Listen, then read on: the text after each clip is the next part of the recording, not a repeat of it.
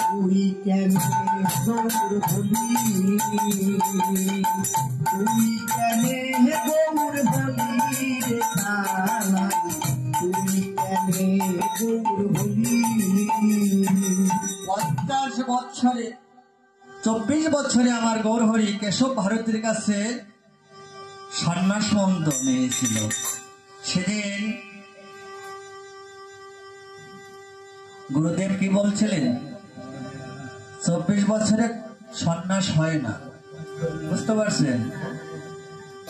সন্ন্যাসের একটা নিয়ম আছে, কমসে কম 50 বছরে সন্ন্যাস। তবে 50 বছরে মানব জীবনে এমনি সন্ন্যাস নেমে আসে, সন্ন্যাস নিতে হয় না, বুঝতে পারছেন?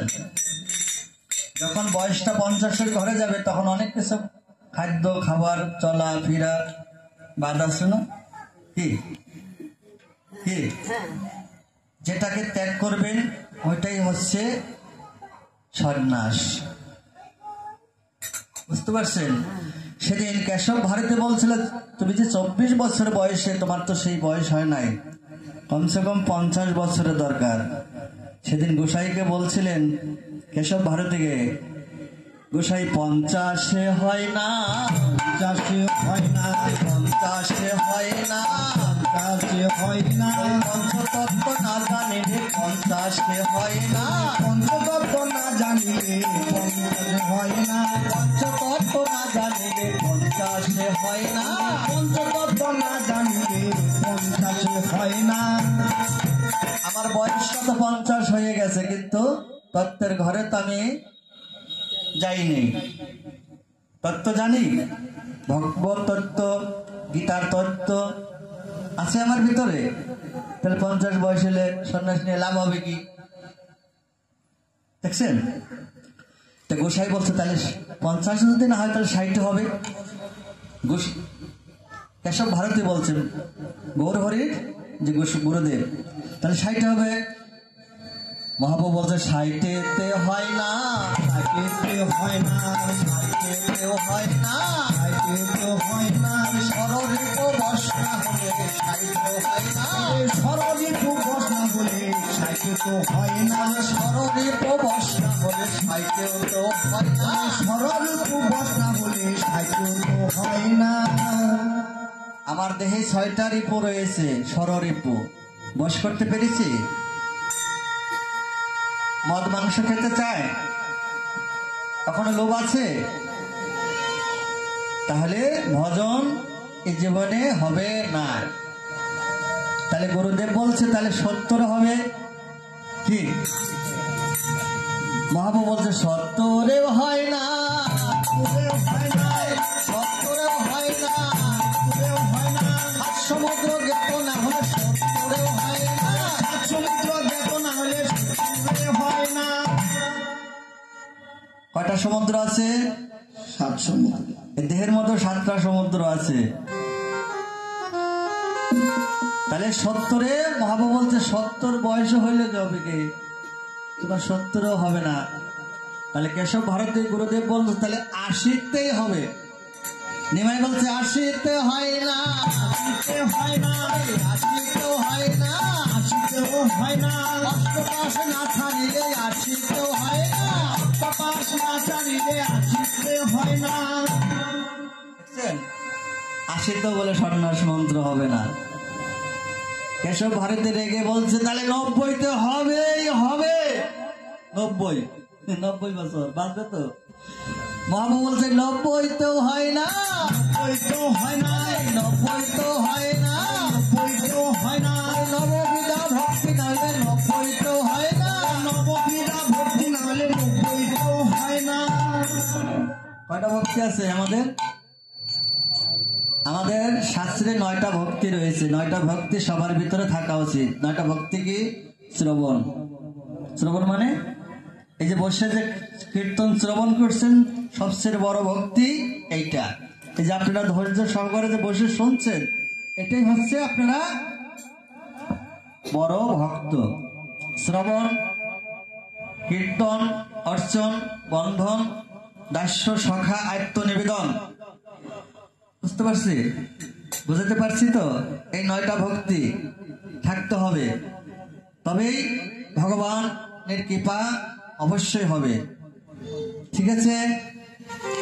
তাহলে মহাপ্রভু বলছে 90 তো হয় না, গুরুদেব রেগে বলছে তাহলে 100তে হবে। কি 100 বছর বাঁচবে তো? হ্যাঁ, পটল তুলবে।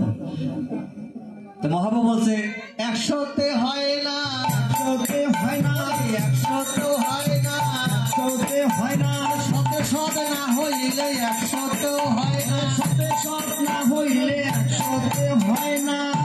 আমি সৎ আছি তো? কতখানি সৎ? কি একজনে জিজ্ঞাসা করছে, দাদা ভালো আছেন? ফট করে বলে দেয়, হ্যাঁ ভালো আছি দাদা, ভালো আছি। কতখানি ভালো আছেন আপনি? অন্যের ধন সম্পত্তি দেখে লোভ নাই তো? কি লোভ হয় না? তাহলে আপনি মোটেও ভালো না। কি এখানেই বলছে সততা। হরি বল। তাইলে মহাপ্রভু কেশব ভারতী বললেন, গুরুদেব বলছে তাহলে 110 হবে। কি মহাপ্রভু বললেন, বলে 110ও হয় না, 110ও হয় না, 110ও হয় না, 110ও হয় না, এর 10 ইন্দ্রিয় বশ না হলে 110ও হয় না, 10 ইন্দ্রিয় বশ না হলে 110ও হয় না। দেহে কটা ইন্দ্রিয় আছে আমাদের? 10টা। 10টা ইন্দ্রিয়ের মধ্যে 5টা কর্ম ইন্দ্রিয় আর 5টা জ্ঞান ইন্দ্রিয় আমাদের এই দেহে আছে। এই যে চোখ, কান, নাসিকা, জিহ্বা, ত্বক, গুহ্য, লিঙ্গবায়ু, এইসব নিয়ে 10টা ইন্দ্রিয় আছে। যে 10টার মধ্যে 5টা কর্ম করে আর 5টা জ্ঞান।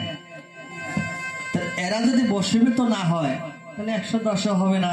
তখন কেশব ভারতী গুরুদেব রেগে বলছে তাহলে 120 হবে হবে হবে। কি বললেন? 120 বাঁচবেন তো? আশা আছে, হাইসা যখন দিয়েছেন তাহলে আশা আছে। আর দাঁত তো বান্ধানো যায়, দাঁতও চিন্তা করছেন কেন? দাঁত এখন কিনতে পাওয়া যায়, চোখ পাওয়া যায়, তাহলে বাইরে থাকতে অসুবিধা কি আছে? কি সব পাওয়া যায়। তাই মহাপ্রভু বলছে তাহলে 120ও হয় না, 120ও হয় না, 120ও হয় না, 120ও হয় না, বিষয় না ছাড়িলে 120ও হয় না, বিষয় বিষে না ছাড়িলে 120ও হয় না। বিষয় বিষ বুঝতেন? এই যে সংসারের বিষয় জ্বালা, বিষয়ের একটা বিষ আছে।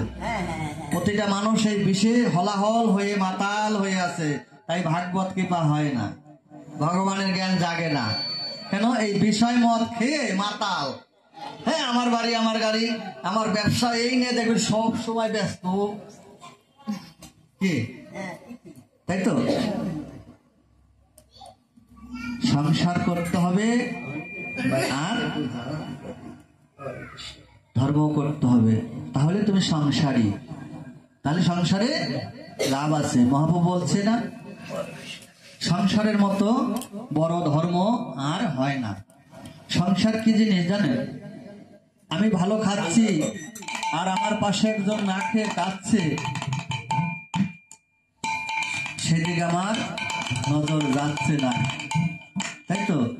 তাহলে তুমি সংসারী না। যে অপরের দুঃখের পাশে গিয়ে দাঁড়ায়, কেউ না খেয়ে থাকলে তাকে এক মুঠ খেতে দেয়, তবেই তোমার সংসারের সাফল্যতা পাবে।